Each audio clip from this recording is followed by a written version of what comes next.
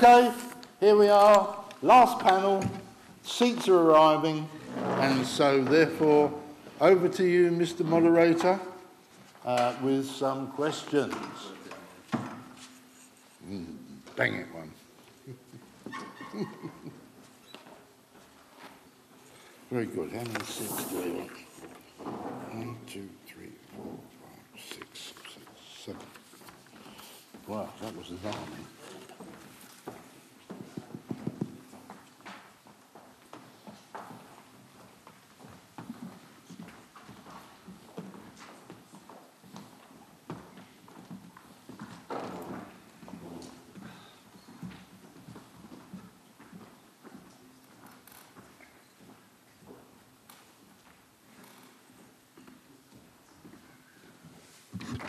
Okay.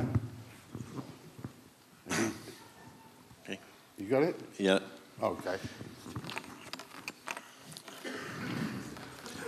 Teşekkürler Barry Bey. Barry Bay.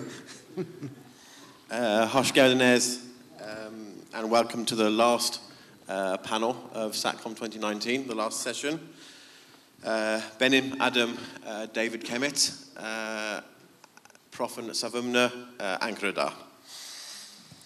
My name is David Kemmett. I am the Business Development Director for Profen'den Defense, and I'm based in Ankara. We've heard some fascinating and very in-depth discussion on this last panel. So I'd like to thank you for the contribution to you all from the rest of us for such fascinating subjects. A lot of the panel here are the unsung heroes of the Satcom industry. They're not a big, shiny antenna or an eco-friendly data center. Their equipment often lives in the hub of a satellite, installed in a rack in a data center, or embedded as software in a third-party server. Even so, they still have a critical role in the operation of satellite communications, both for now and in the future. So thank you for that.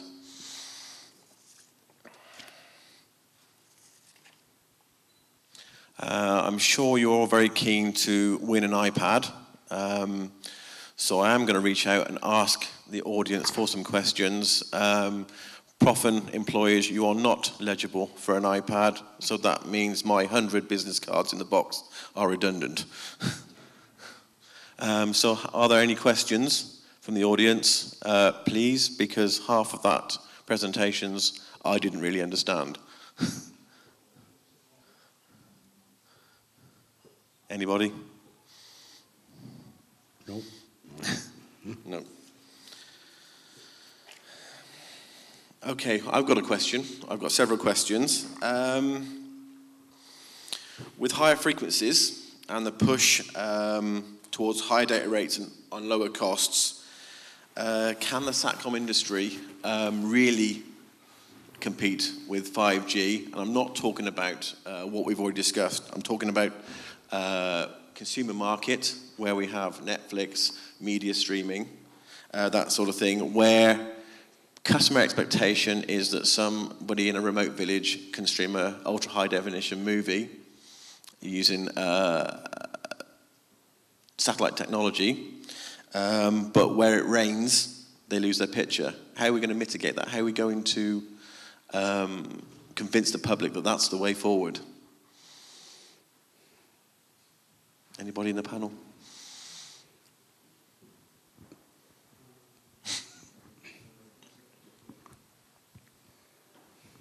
Yeah, I mean, Satcom and terrestrial need to work together. I mean, that's definitely going to be the case. Mitigating against rain fades, we're talking about the gateways typically having some kind of diversity. So DirecTV's been operating that way for a while. I mean, they operate a K-band and they have a very high threshold for losing their signal. They lose their signals, they lose customers very quickly. So we've been working with them for a while. So I think we can keep the picture there. Okay. Actually, it was a question that I got asked earlier today. Is technology being developed with faster data rates for technology's sake? Or is there an actual real demand from customers? And are the satellite operators just competing with each other for market domination?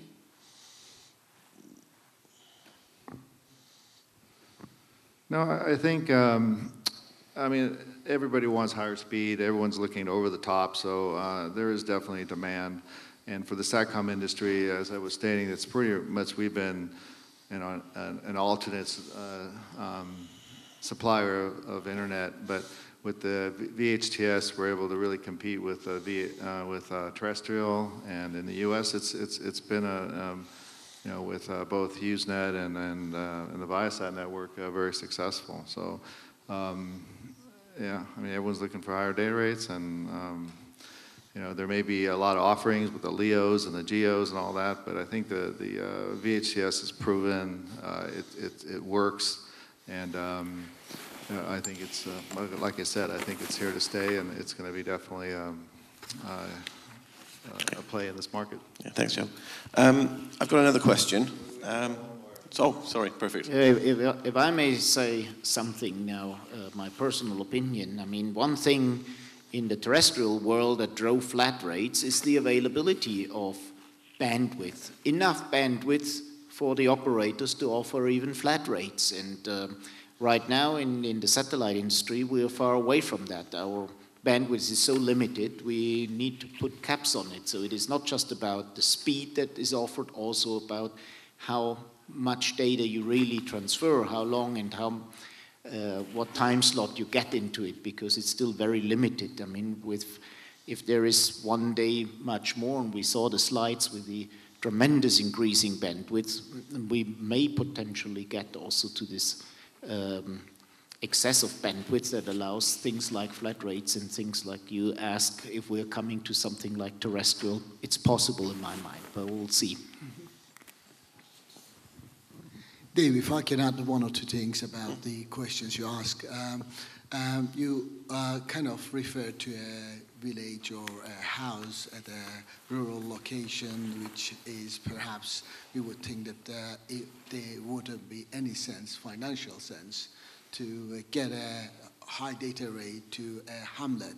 If we were to refer to, for example, in the UK, the government itself is committed to get fiber to everywhere. Now, if we have got fiber, we have 5G, and satellite, telecom, and the terrestrial network cannot be separated anymore. It's stronger than an umbilical cord. We are entangled. We are together. There are locations where it will perhaps be subsidized by the operator. But we are, especially in the Western world, we are so spoiled. I know from my children, when they're on holiday, it doesn't matter whether they're in Saharan desert or in Caribbean or at home, they're just accustomed to get what they want. And if we also refer to some of the subscription policies, take Netflix. Netflix, the person who pays monthly fee in Western Europe is paying different monthly fee to those who are perhaps paying, I don't know if there's Netflix in Kenya, but I know in Eastern European countries, Spotify has got different fees to those in the UK. So what I'm trying to highlight here is that we can no longer separate fiber from terrestrial from Satcom. We are all one telecommunication sector.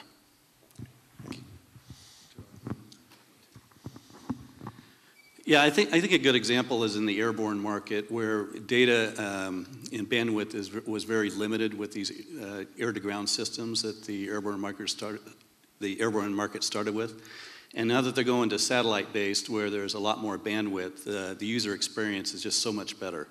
So instead of paying a lot of money for poor service, it's a great user experience. So as this bandwidth becomes available, it becomes cheaper, I think it's going to create all new value propositions and be much more competitive. Yeah, well, I hope the airborne industry takes note. I mean, I fly to the UK every month, and I sit on a plane on Turkish Airlines. I connect to the planes Wi-Fi. I can call my daughters over WhatsApp. I can watch YouTube on my iPad, but it's free. I probably won't pay for it.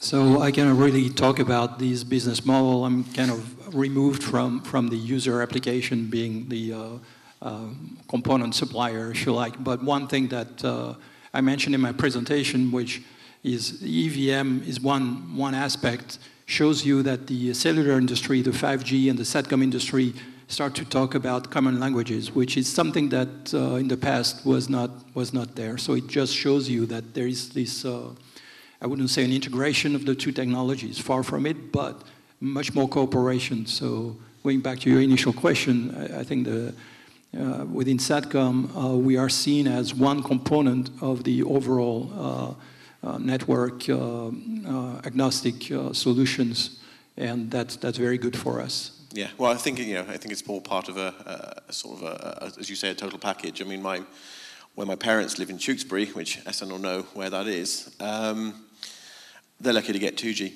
on their phones. You know, it's GSM only, no data rates, and this is a developed defence hub in the middle of the UK, and mobile phone coverage is terrible.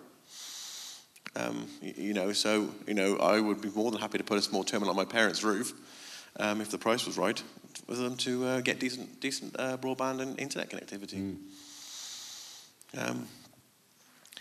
Actually, there's one question I have actually for the GPS and spoofing world. It's really just an observation. 15 years ago, we investigated reports that people were spoofing Thuraya. And along borders for a particular country. And that meant that people were losing their lives through friendly fire. Terrorists were using phones, spoofing the GPS, because in Thuraya world, the GPS was fairly easy to spoof, given a false location, and the other side would go in to that village to find that person who didn't exist. So it's real. It does happen. It also affects network operators' revenues. During the Gulf War, certain organizations were spoofing their GPS to lower the cost of the phone calls. So it directly affects revenue as well. So it does happen, and it's real.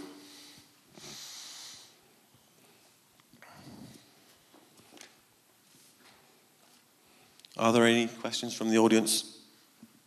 Hakan?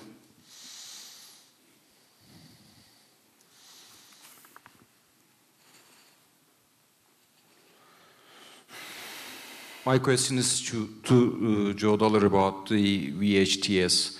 It seems it's very promising in terms of cost per bit when you compare to LEO and MEO, but how do you differentiate it in terms of latency?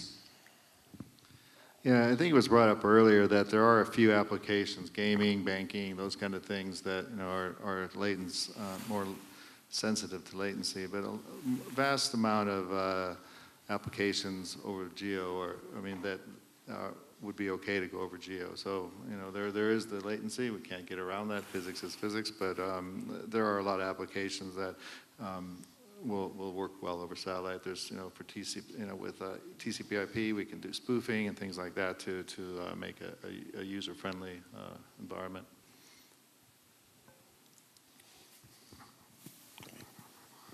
Anyone else with any more questions? Barry? Okay, no, we've got no more questions. Teşekkür ederiz. Yeah. Okay, thank you.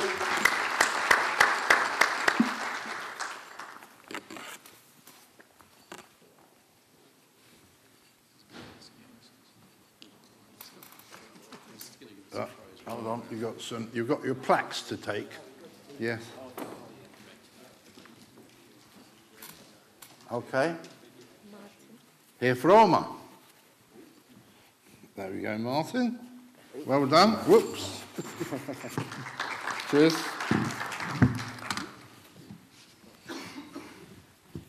Oh, there's Jarosz. Good. Thank you. Monsieur Chapendet. Good.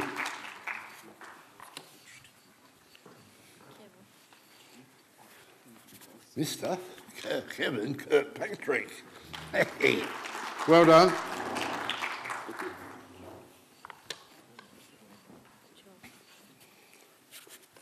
Another Californian. Mr. Joe Dollar.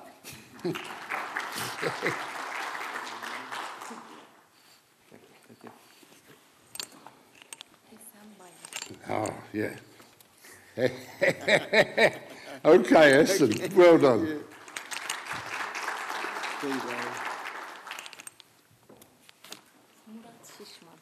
Ah, Murat Shishman. There you go. Well done. Thank you. Everybody got something? So, all great presentations. Thank you very much. Oh, no? Oh, yes, we got David. David? There you go. Yeah. Where's the man? There we go. Fine, thank you. Oh, can we do that in after this? Oh, group photo. Oh, yes. Get closer? Yeah, close up.